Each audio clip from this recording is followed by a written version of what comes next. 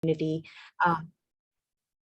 Again, like Michelle mentioned, I am currently an assistant professor of sociology down in South Carolina, and my areas of specialty are in race, gender, and sexuality. So I'm especially excited to be presenting on this topic today. So we're hearing a lot about race lately, and we're specifically hearing a lot about white women in particular. The stereotype of white woman has become such a common topic of discussion that we even have this name for it that's recently emerged, often referred to as the Karens. I've also heard Becky's or Susan's. And a lot of people see this as divisive. I hear a lot of "aren't we all women" rhetoric, "aren't we all fighting for women's rights, the same women's equality?" And that's what I want to unpack today. So in order to understand what the Karen discourse really is in a US context specifically, and in order to critique it, we need to go back in time to understanding how feminism as a movement has marginalized specific types of women. So when we talk about feminist goals, we're not always fighting for the same women's equality, because women's equality has really meant different things to different people. So tonight, this agenda that I have listed here, this is what we're getting into. So first, I'll go over the ways that mainstream feminism as a movement has not always been inclusive of all women. And then we'll discuss intersectionality and what that means. That might be a new term to you. We'll then unpack and critique what I call the Karen discourse. And then finally, we'll talk about implementing intersectionality, what that means, how it operates, and why it's essential for combating injustice. And I also have a list of suggested readings. So when we talk about white feminism, let's unpack what that means. It doesn't necessarily mean, and this is a common misconception, that you are a feminist who is racialized as white. White feminism as a whole is not exclusively about the race of the person who's practicing that feminism. People of all racial backgrounds can subscribe to a white feminist perspective. White feminism means that your feminism, the goals of your feminism, the foundations of your feminism, the future of your feminism looks exclusively at the needs of a specified and honestly a quite small group of women, rather than the needs of women as a diverse whole. White feminism sees women's needs as monolithic, right, as universal. So I have a few examples of white feminism, and then we'll get into first and second wave feminism. White feminist practice is concerned with the right to abortion access rather than reproductive justice. And we're hearing a lot about that lately with Roe being at risk right now, today, right? Including this access to abortion and other birth controls that have kind of emerged since the beginning of second wave feminism. But reproductive justice is not talked about as often, and that's more this ongoing practice of reproductive justice across the board. So that includes the sterilization of women of color as a whole. That includes not only access to birth control, abortion access, but the access to safe reproductive health care and things like that, right? So we hear about abortion access much more than we hear about the injustice of forced sterilizations or other reproductive justice aspects, right? So white feminist practice is concerned with one aspect of reproductive justice, for example. White feminist practice is also concerned with voting rights of white women rather than voting rights for women of color or people of color and other exploited and abused residents of the US who legally do have a right to vote, but there are other barriers in place that prevent that voting from actually happening, right? White feminist practice is concerned with getting as many CEO positions for women as there are for men, rather than concerned with eradicating homelessness or domestic violence or food insecurities, all of which plague women who could not care less about obtaining a CEO position because they don't even have access to safe transportation or education or housing. And all of those things concern women, and thus all of those things are major feminist issues. Whiteness in general is unmarked.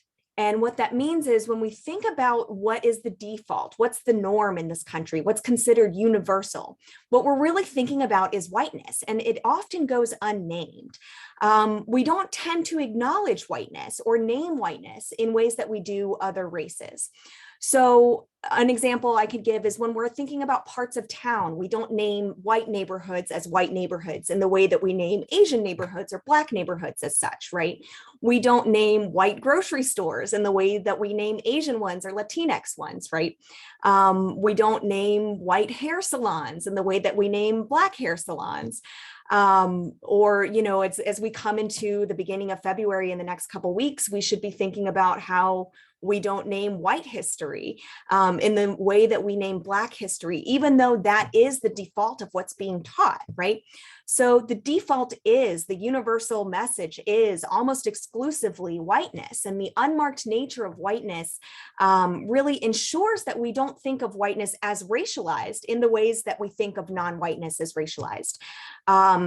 Feminism is really no different. The default mainstream feminist agenda, in this country at least, has largely been that of white feminism. But because of this unmarked nature of whiteness, because whiteness is unmarked, white feminism becomes branded as this kind of one-size-fits-all approach to feminism, when the reality of feminism could not be further from exclusively white feminism, right? So when we talk about white feminism, what I'm referring to is this very narrow understanding of a feminist agenda, the narrow understanding that's widely accepted as mainstream feminism, all-encompassing. So when I ask my students or my family or my friends, you know, do you consider yourself a feminist? White feminism is what people are thinking of. What happens then is that a lot of women, both women of color and not, who are advocating for things like reproductive justice or the right to have safe and secure housing, don't always take ownership of feminism because they want to distance themselves from white feminism specifically, despite the fact that they are advocating for deeply feminist issues. Because feminism for many people has been tainted with this very narrow understanding. So it's important to note that, you know, women of color are not necessarily dissociating themselves with feminist movements per se. Several women of color and organizers throughout history have advocated for women's rights during, you know, all of the times that we're going to talk about, alongside, you know, quote unquote white feminists. But again, the goals of inclusive feminism were just not always talked about in talking about mainstream feminism and in talking about white feminism in particular. So let's travel back in time a bit. When we think about feminism as a movement, we are often, the first thing that comes to mind when we talk about the history of feminism is the efforts of the suffragettes, like Susan B. Anthony, Elizabeth Cady Stanton. And these women, the suffragettes, demanded the right to vote for women in the US, right? We hear about their sacrifices, their bravery, their no-nonsense approaches, their demands to be seen as equal to men. And we laud them as our mothers, our heroes for women's rights, right? And what we don't hear about is the fact that their platform was deeply, deeply rooted in racism. Susan B. Anthony and Elizabeth Cady Stanton are two notorious suffragette revolutionaries, and they actually dissociated themselves from the abolitionist movements that were also co-occurring at the time of their suffragette activism. And those, you know, abolitionist movements really sought justice for formerly enslaved Black people. And Susan B. Anthony and their gaggle didn't see women's suffrage as related to the struggles of the abolitionist movement. And they actually aligned themselves with pro-slavery Democrats. At the time, the Democrats were pro-slavery. And this further excluded Black and also white working class women from this campaign for women's suffrage. Black women and working class white women were not seen as included in this right to vote. And we can even see here in this quote from Susan B. Anthony that she actually saw formerly enslaved Black people's access to the vote as a barrier to women's access to voting. She's blatantly stating here that women, and by implication, white women specifically, are more entitled to voting than Black people are. And we can see her also, her own subscription to that unmarked whiteness that we're talking about. There's no mention here of Black women. In this quote, Blackness and women are two distinct identities. They are not one and the same. So the platform of women's suffrage and their fight for the right to vote was largely rooted in the ambition for middle class white women to see themselves as equal to their husbands and equal to their brothers, the vote being a symbol for parity.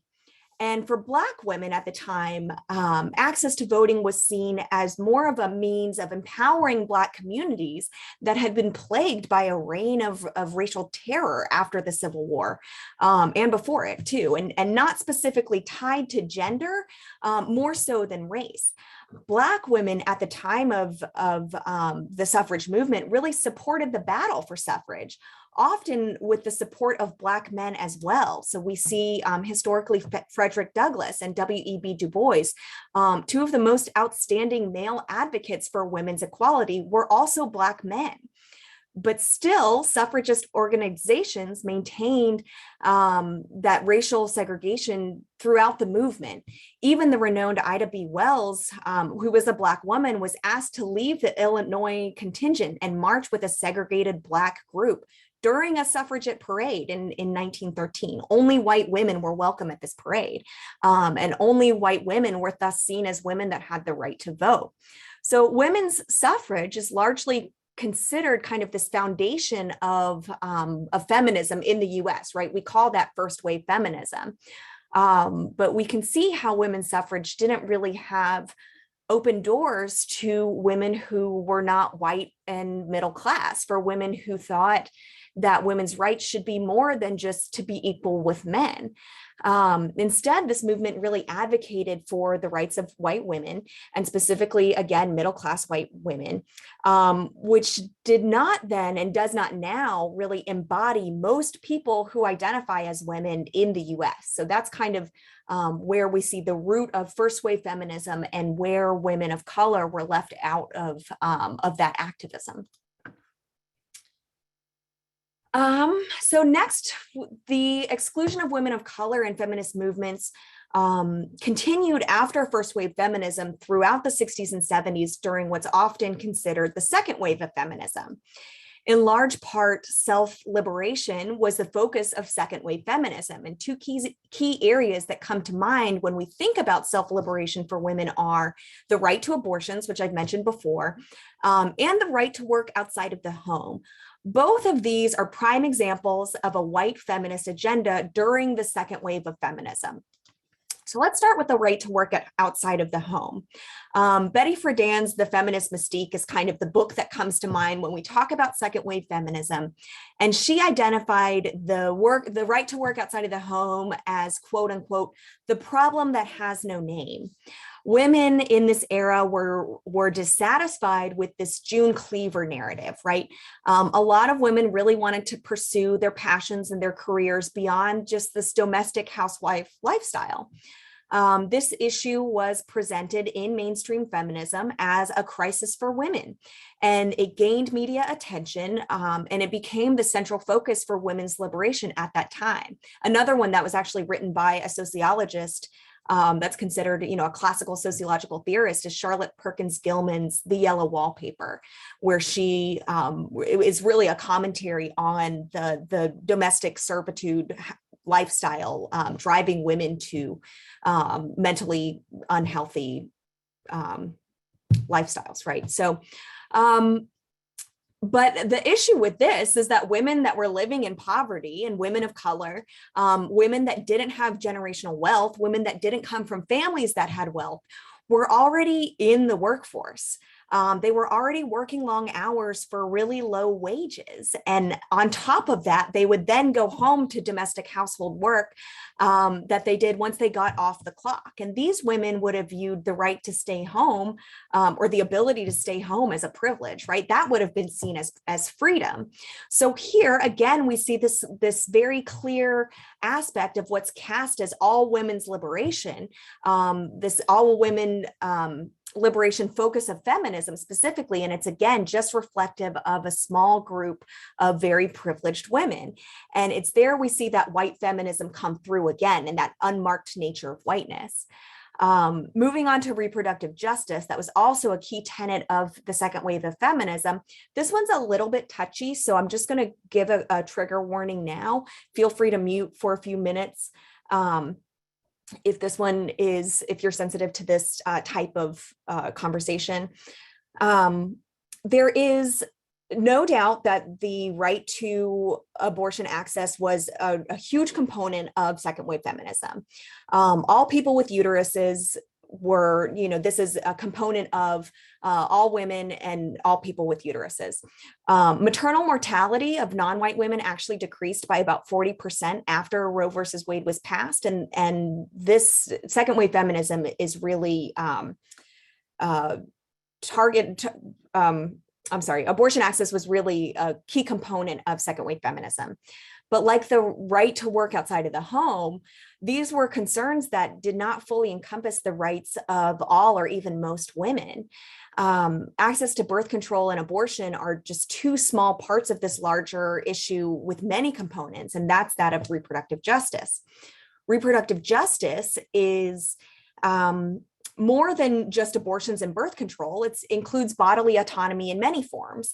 And it's not just for women, but for people of all genders, including those who don't identify as women, but still have uteruses, right? Because we know that women far exceed just cisgender women. So women of color, and in particular Black women, have faced a really violent history of forced sterilization in this country that's not often talked about. For decades, forced sterilization was justified when women were either disabled, living in poverty, incarcerated, suffering from addiction, among other circumstances, right? There were many. These are all social level problems that were and continue to be cast as individual level problems. So addiction is a social problem. Poverty is a social problem. Ableism is absolutely a social problem. But the right to bodily autonomy, to have children, to nurture them, was removed forever, often without consent from the individual. And we have a vast history of that in this country, specifically for poor, disabled, and women of color. In other cases of forced sterilization, an incentive was given that women in vulnerable positions were not really in a place to refuse. So these folks were told, if you have a hysterectomy voluntarily, then we'll give you time off your prison sentence. Or if you have a hysterectomy voluntarily, we'll give you X amount of money for food and housing. For women of color living in poverty, or for women who are disproportionately affected by carceral systems, and which we know based on data is primarily women of color, and women who are impacted by domestic violence, that doesn't really feel like a fair choice, right? It doesn't really feel like a voluntary stance. And that's not to mention those who were sterilized without even knowing that the sterilization was happening. Women who were wards of the state, for example, and this was all legal. The Supreme Court case of Buck versus Bell, which was passed in Virginia in 1927, in the late 1920s, ruled that the state could sterilize women who were deemed unfit. And it's easy to think of this as something that happened in the past, right? But there have been accounts of forced sterilization that are happening in the US as recently as 2020, where it's alleged to have happened in ICE detainment facilities. So this isn't something that lives in the past and we've moved beyond it, right? There are still incidents of this that are being reported now. So again, the centralization of abortion access rather than reproductive justice as a whole creates a bit of tunnel vision for a feminist agenda. Those who wanted access to abortions and birth control were typically white, middle class, cisgender, and straight. women at this time, and the needs for women who were not straight, nor cisgender, nor middle class, were largely ignored in this conversation during second wave feminism. And that takes the, the feminist issue of reproductive justice and pigeonholes it into only thinking about abortion access and birth control access. And we see this component of white feminism carried out quite a bit today, as Roe again is threatened in many states today. But other components of reproductive justice are also not widely talked about or advocated for in the way that abortion access and birth control access are. So, given the history of centralizing whiteness, of centralizing middle classness and straightness in mainstream feminist movements, it's no surprise that a lot of women of other marginalized identities feel alienated from what's widely accepted as this feminist agenda. White feminism today is very alive and well in a lot of feminist identifying spaces. Well-meaning women who do consider themselves anti-racist, queer allies, and all-around good, nice people are often ignoring the reality that women and femmes of other marginalized identities face oppression in a much more complicated way than surface-level feminism really advocates for. A lot of today's white feminism places emphasis on what I like to call a girl boss culture, right? That feeds into, again, this goal of being equal to men that are in high positions of power.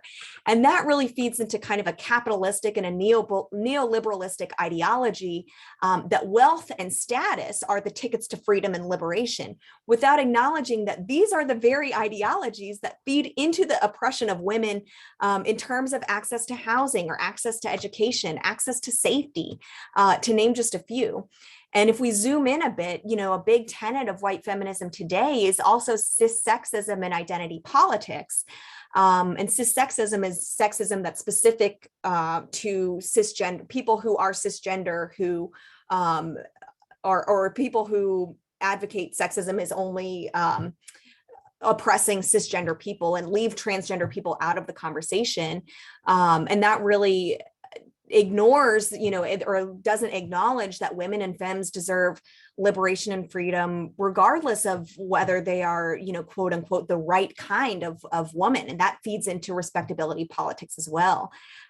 Queer women and women who don't have vaginas and women who have XY chromosomes and women who work in the sex industry, loud women, politically incorrect women, and yes, even the quote unquote Karen, all deserve liberation, right? But white feminism exclusively centralizes and prioritizes it, as it always has, the cisgender, heterosexual, white middle-class woman's needs. And that ignores the larger structure of inequality that oppresses women across the board. We also see rampant white feminism in attempts to reckon with white supremacy that have taken a more central focus in the past couple of years. So I can't tell you how many friends of color, colleagues of color, and women who do consider themselves feminists and educators, myself included, that have stories about well-meaning women who tokenize their race or tokenize their sexuality as a learning opportunity. Women of other historically marginalized identities, so whether they're queer women, transgender women, or women of color, disabled women, are tired of explaining humanity, their own humanity for an educational opportunity. It costs emotional energy. And it's often traumatic to recall racist or transphobic or homophobic events for those people, right? In my most recent research project, where I interviewed Black and Asian American women on their experiences with microaggressions, this was an overwhelming theme among my respondents. Signing up for these very talks that are put on by the library or panels that are available to you, that's truly showing a dedication for doing the work, because the people putting these things on, it's part of our jobs to do that. Our labor has a monetary value that is then acknowledged, right? But asking your Black friend or coworker or your sister-in-law to explain racism to you as a Black woman for free is, research shows that that's actually damaging to the psyches of women of multiple marginalized identities. the current wave of white feminism in 2022, that could be its own semester-long class, honestly. There are so many examples that I wish that I had time to go into, but, it includes access to vaccines. It includes healthcare, house flipping. But I hope it's clear that we're not out of the woods yet of white feminism today, right? Even though, now we have named it, it's more easily recognized. But that brings me to the next topic that we'll discuss today, which is intersectionality. So intersectionality is a term that has largely been gatekept in gender studies and sociology spaces, but I'm finding it more and more in mainstream conversations, which is really great. I very much think that academia is too often isolated to this ivory tower idea, right? And I don't think it's very useful if it's not being applied to real life. But intersectionality is a theory that was first coined by a critical legal scholar and activist, Kimberly Crenshaw, in the late 80s. And it's a theoretical understanding that identities are not additive, right? They are interlocking, they're inseparable and depend on one another to shape the realities of people and society as a whole. So while we might have someone who experiences gender discrimination and sexism, a woman, that person might also experience racism, it making them maybe a Black woman or an Asian American woman or a Latino woman, right? But they experience racism and sexism as intertwined, as in being a Black woman, not just Black and a woman, but being a Black woman, right? They don't experience some type of racism that's exclusive of the sexism that they also experience. The oppression that they face in regard to their gender is tied up in the oppression they face for their race and perhaps other identities as well, like class or nationality, ability, sexuality, things like that. So when we think about sexism that white women face, because white women do face sexism in a patriarchal society, it's not exclusive of their race. White women experience sexism that is dependent on their race and their class and their sexuality. But because of that unmarked nature of whiteness that we talked about earlier, the sexism that white women face is deemed the universal experience of what sexist oppression tends to look like or tends to be accepted as. But in the same way that Black women face sexism that's dependent and tied up in and inseparable from the racism that they face, the way that white women experience sexism is again tied up in their racial identities, right? And the same is true for all women of color. Consider the stereotype, the trope of the welfare queen. The welfare queen stereotype is both racialized and gendered, right? Consider the stereotype of the dragon lady. That's both racialized and gendered. Asian men don't get stereotyped as dragon ladies or as geishas in the way that Asian women do, right? Black men don't get stereotyped as welfare queens the way that Black women do.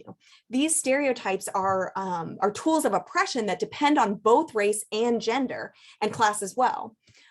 When I teach about intersectionality, I remind my students of, lately at least, of the shootings that happened last March in Atlanta, where a white man went into Asian-owned massage parlors and murdered 6 Asian women. And this occurred, of course, in March of last year, and March is Women's History Month. And I was actually finishing up my PhD in Atlanta when this happened. And suddenly there were all of these Stop Asian Hate rallies, right? And there were all of these protests and these walks and these marches. But because it was also Women's History Month, there were also women's marches. I am not more Asian than I am a woman. I'm not more woman than I am Asian American, right? So which rally do I go to if they're on the same day at the same time? My identity as a woman is not more salient than my identity as an Asian American, nor vice versa. Intersectionality, this theory acknowledges that interlocking identity. It acknowledges that race and gender and sexuality and class and nationality and ability are all inseparable. You are not more one than the other. When we add other identities to race and class, like ability or economic status, and perhaps, someone uses a wheelchair, or perhaps they are poor, these experience, the way that they experience oppression as a Black woman who is also disabled or who is also poor, or an Asian American woman who is also poor, right? Their identities cannot be separated out as a poor person rather than a poor Asian American woman or a poor Asian American queer Black woman, right? All of those identities are interconnected. And that's where intersectionality becomes extremely important. So now that we have the basics of white feminism and intersectional theory, let's talk about the Karen discourse. So Karen is if you're not familiar with it, it's a pejorative name for a white woman who doesn't understand the importance of acknowledging that oppression is multidimensional. Perhaps she acknowledges that she herself is very oppressed, right? Because she is a woman. And again, white women are oppressed in a patriarchal society. They suffer from gendered oppression. But people who this trope is referring to tend to not acknowledge that racial oppression, class oppression, gendered oppression that goes beyond white women creates this multidimensional power and oppression that's not so cut and dry. The thing is, identifying people within this trope isn't really productive in a larger trajectory of racial equity or in dismantling white supremacy and other oppressive structures like cissexism and homophobia. My critique of this particular stereotype is that I see Karen discourse as it's unproductive. It's a bit of a scapegoat. It casts white supremacy as looking a certain way or being perpetuated by a certain type of person. And that is a middle-aged white woman with a bob haircut who calls police or the managers or even organizations of a program like this one to complain about something that offended her personally. But the function of a scapegoat is really to distract from the true issue, right? And if we cast oppression and racism in particular as something that is only perpetuated by a certain type of white woman, we're really ignoring the ways that white supremacy is structural in nature. We're pointing fingers at white women who make individual choices to express their complaint, and that distracts from racism that lives in our medical field, or in our policies on homelessness, or domestic violence, or incarcerality, or our laws, or our textbooks, and most importantly, in our own actions and ideologies. And that racism exists regardless of how many Karens or Susans or Kens exist in a particular space. Karen is not the enemy here. Structural white supremacist patriarchy is. And frankly, that's what I want us collectively as feminists to move away from. I want to move away from this Karen discourse, because finding a stereotype to be culpable really doesn't do anything to dismantle an entire system, and it detracts from that mission as a whole. But while I'm critical of this Karen trope, I'm also critical of all gendered and racialized and ageist, for that matter, tropes, because Karen also has an ageist component to it. It's important to acknowledge where this came from. This isn't about people named Karen who happen to be white women, no matter how many women named Karen think that it is. This is about acknowledging that oppression is multidimensional, and that you can be both oppressed and also oppress others. You can hold both power and oppression at the same time. You can participate in DEI efforts at your job, and you can join the anti-racist book club, and you can post the MLK quote on your Facebook page, all while still participating in the oppression of women of color and others. I have made an entire career out of teaching and researching racial and gender inequality. I have a whole PhD to prove it, right? I'm still capable of perpetuating oppression against those marginalized identities. We are all of a society where that whiteness is unmarked, and those messages of universality become internalized, and we have to actively and consciously resist those messages. And that takes practice. It's a very lifelong skill to develop. It's one that doesn't necessarily have a true ending, but we do it as much as we can anyway. So when thinking about your own discomfort or comfort with this trope, whether or not you're critical of it for your own reasons, or understand the reasons why I'm critical of it, or you use the Karen trope in your own language, I invite everyone to step back and consider, how it operates as a scapegoat, while also acknowledging the ways that mainstream feminism for the past century and more has not really been inclusive of women of color. And the Karen trope has largely been used by women of color to cope with that limited power in a world that doesn't acknowledge that oppression is multifaceted for women of color. More so than it is about white women, the Karen trope is really about women of color being asked to accommodate whiteness, to change their activism, to be softer, to be more palatable, to practice the right kind of feminism, which absolutely has been shaped by structural forces like white supremacy. In chatting with the folks who invited me to do this talk, there was some pushback from some of the patrons who, without knowing me or knowing my work, felt offended by the title of the program, right? And we did change the name to make it clear that this is more of a critique of the Karen discourse rather than a confirmation of it. But that itself is a reflection of women of color having to accommodate a white feminist comfort, right? Ultimately, the purpose of this program is about educating where the trope came from and inviting everyone, women of color, white women, and people who are not women at all, to push back on those who are more focused in and concerned with how a name gets associated with white supremacy versus concerned about white supremacy itself and other structures themselves. Because regardless of, its commonly weaponized usage as a scapegoat, the Karen trope is probably not going to go away until white supremacy does. And one way to combat white supremacy in feminist spaces is to advocate for the rights of women who are of the global majority, rather than that select few, which mainstream feminism has largely been reflective of.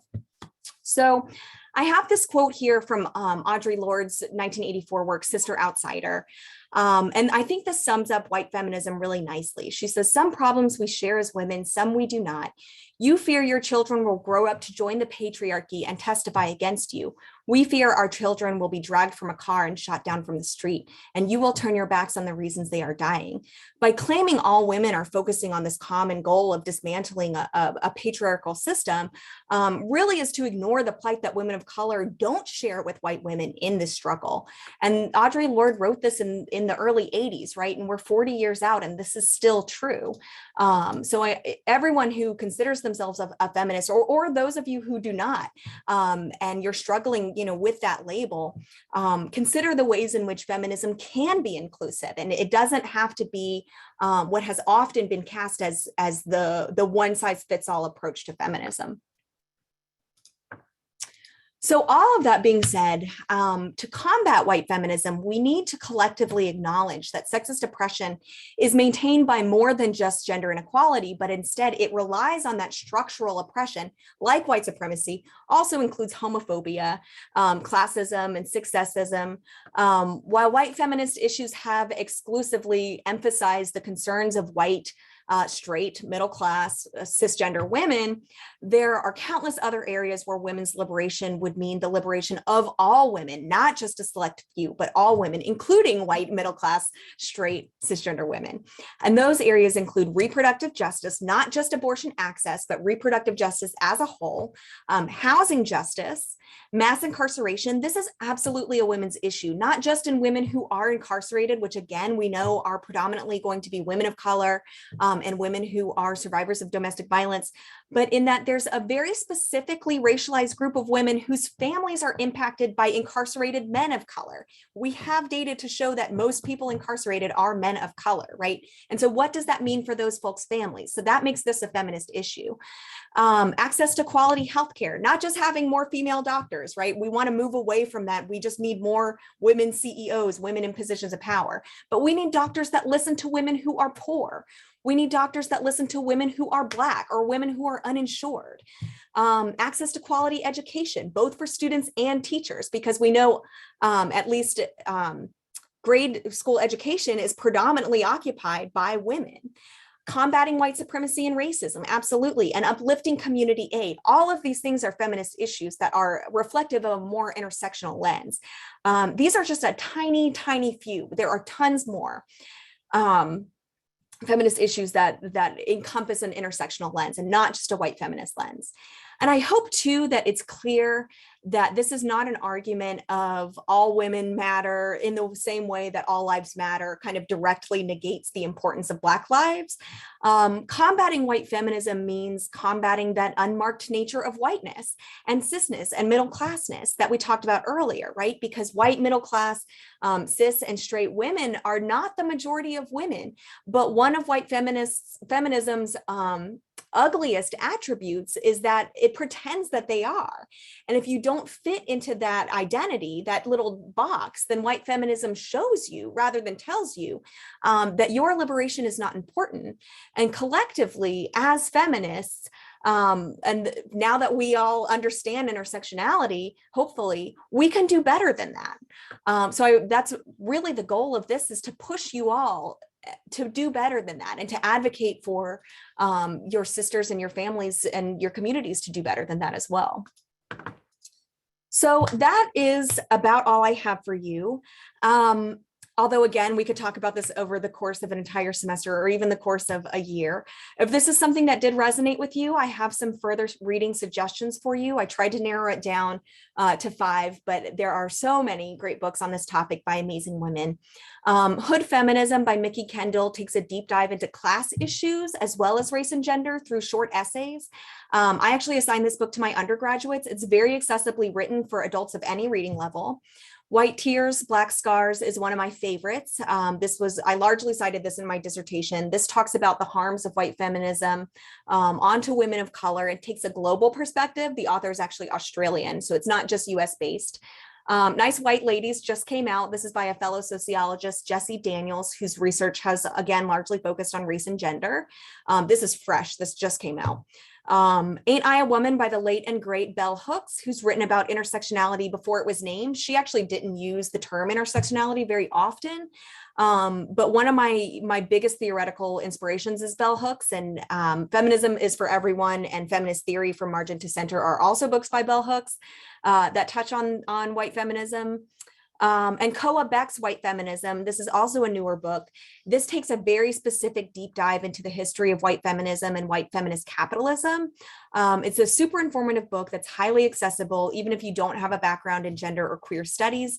I couldn't put it down. It's thick, but it is very accessible for all reading levels. There's also a really wonderful piece on bitchmedia.org by Rachel Charlene Lewis. It's a blog post maybe, or just a short essay called The Karen Meme Isn't a Slur, It's a Social Critique. That talks a little more about this trope as a structure and kind of deep dives into looking at critiquing it and the Karen trope being used as a scapegoat.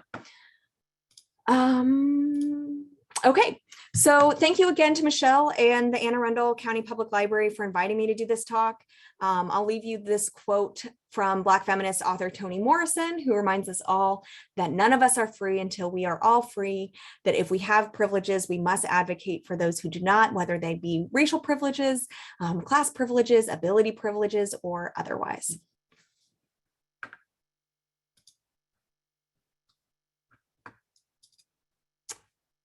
And let me see. Okay, I'm gonna stop the sharing. Let me see if I can do that. And so I can see the Q&A a little better. I was gonna tell you, most of the questions came in through the Q&A. Okay. Let me know if you need me. Okay, oh, there's a lot. Okay, I will try to,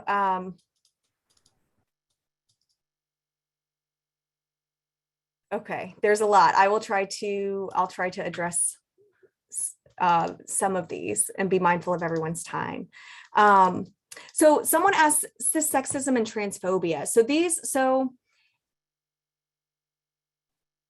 What's the difference? Okay, so when I talk about cis sexism, and really, I mean, I could add on, terminology adapts and changes throughout academic spaces and non-academic alike. I like to use cis sexism to refer to sexism that is specifically focuses on cisgender people. Transphobia, not everyone that I've met who is, let me think. I don't like the term transphobia as an all-encompassing term, because I think accountability gets a little lost in phobia terminology in the same way that accountability gets lost in homophobia, because it's really rarely a phobia, right? People are not generally afraid of trans people in as much as they are intolerant of them. And when I hear about people who are using transphobia in defense, I mean, in the justification of why they murder trans women, and especially Black trans women who have a very high murder rate, then I think it again creates kind of a scapegoat, right? Because if you're afraid of something, then in some states that justifies violence against them. So I like to use this sexism because I think it better accounts for that structural component. Yeah, Kayla, thank you for that question. Let me see.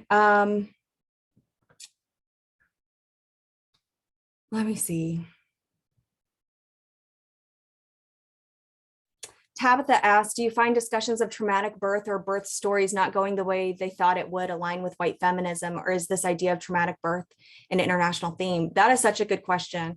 I think that's absolutely an international theme. And I think that everyone is entitled to, and I have never given birth to anything or anybody, but so I don't feel super comfortable speaking to, telling people that they don't have a right to hoping that their birth goes a certain way, especially when there are so many, feelings about medicine that are completely valid. But I think that I don't think that that's an easy question to answer all encompassing, right? Everyone is entitled to their birth story. But again, we do have to think about the ways in which incarcerated mothers or people who are not women who can give birth and things like that, how they have been discriminated against in or in reproductive justice conversations at all, right? And in health conversations at all. I had an article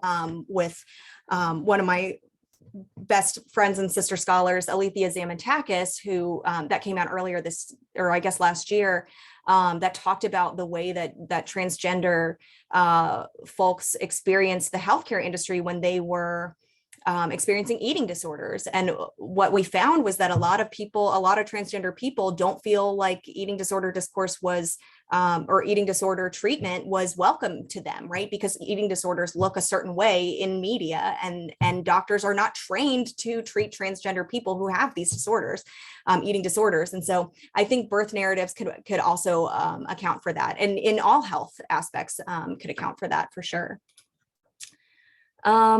Let me see.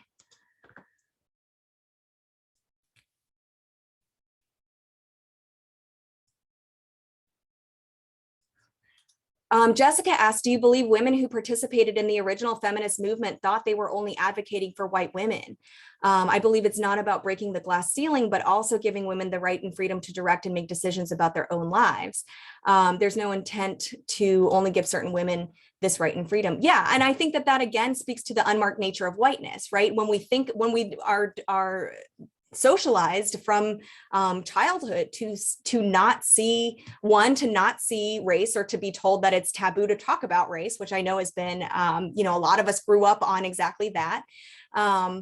Or when we see, or when we're taught that like whiteness is the default, and again, that's that unmarked nature of whiteness, then of course the women who participated in the original feminist movements or in second wave of feminism don't think that they're only advocating for white women, because they think that their experiences are universal to women, because they're not thinking intersectionally, right? We saw with Susan B. Anthony's quote specifically advocating for women over Black men, or I'm not going to use the terminology, but what she said was it was clear that she wasn't thinking about women of color in that quote. And if you look at the way that the suffragette movement had countless examples of racism in their movement, then it's clear that they were not the concerns of women of color at that time were not being advocated as women's concerns at all. They were being advocated as Black concerns, right? And therefore not reflective of the agenda of feminism at all. Let me see. Do you think feminism has made strides, Rachel asks, since the 1800s, or do we have a long way to go in terms of progress? Both. I think both.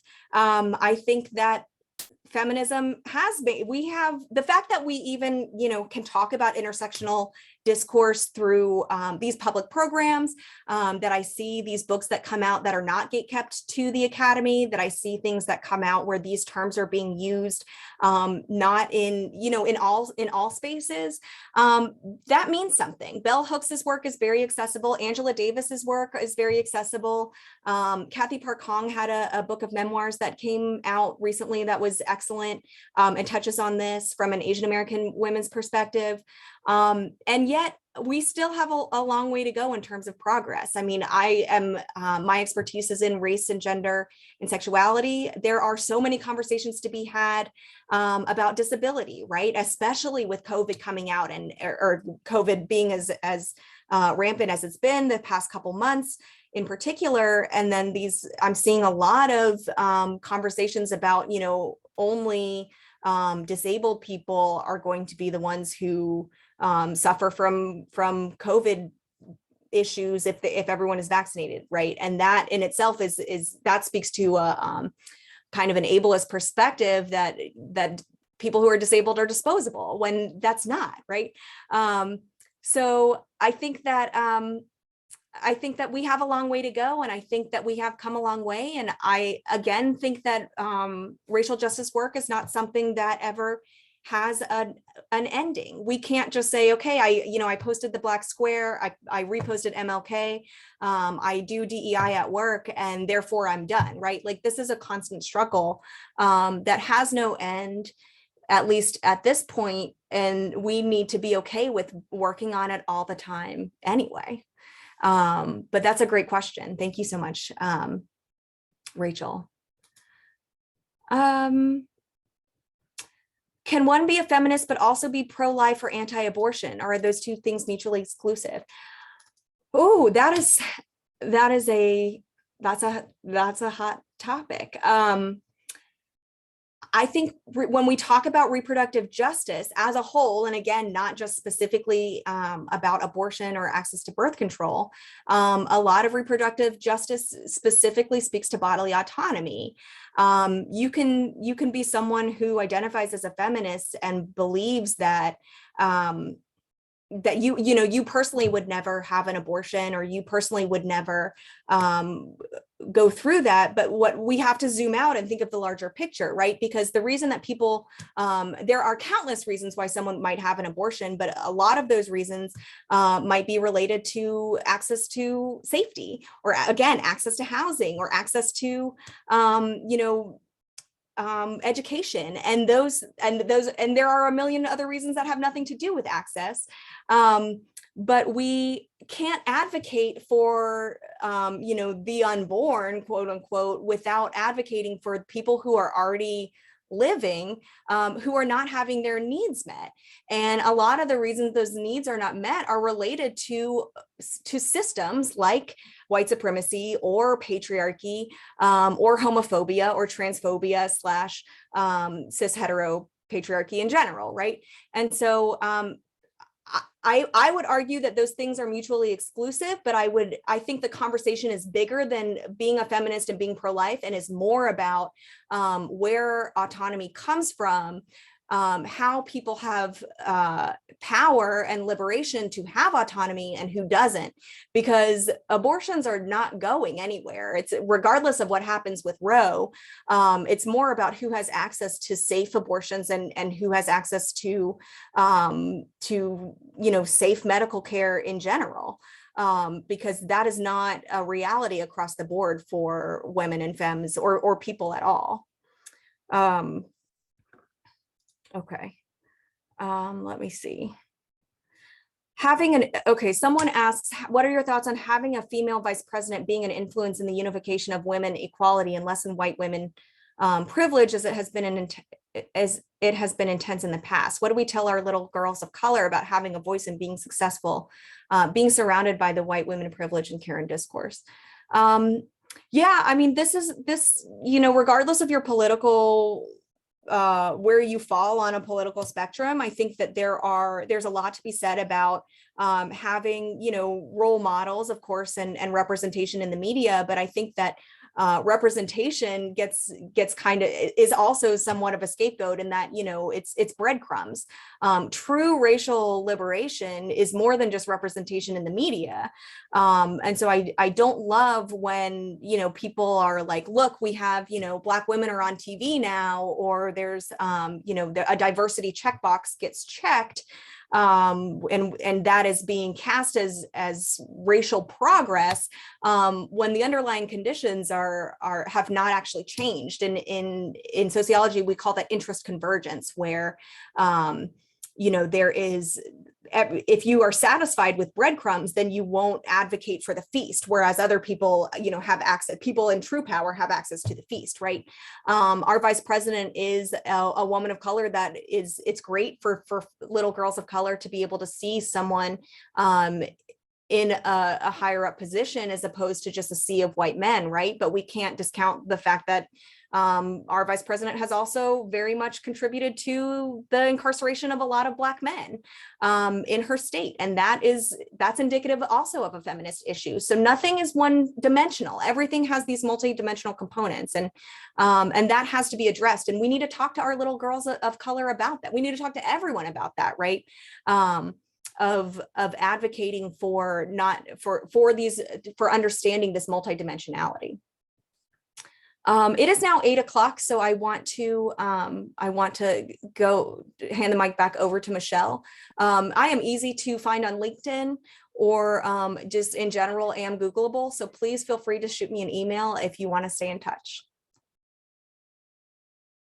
Dresden, thank you so much. You know, programs such as this are just such wonderful reminders, frankly, of how much I personally still have to learn. I mean, that reminder of our boxes are never checked just because we've read that book or something, that it is it's important for all of us just to keep learning and keep educating ourselves.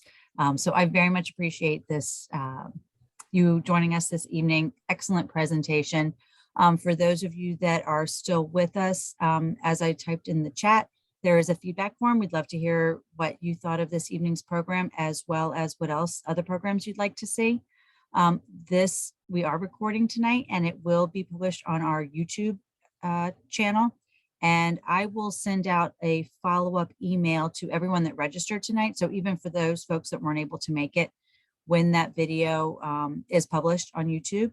And I will also include with that the book list that Dresden, that you talked about at the end. So that way people can make sure that they can take a look at those books. And again, thank you all for spending the evening with us. We really appreciate your time. Yeah, thank you for having me. I'm sorry, I'm trying to go through the chat just to see. I'm going to go ahead and stop the recording. Okay. There are a lot of good questions I did not get to.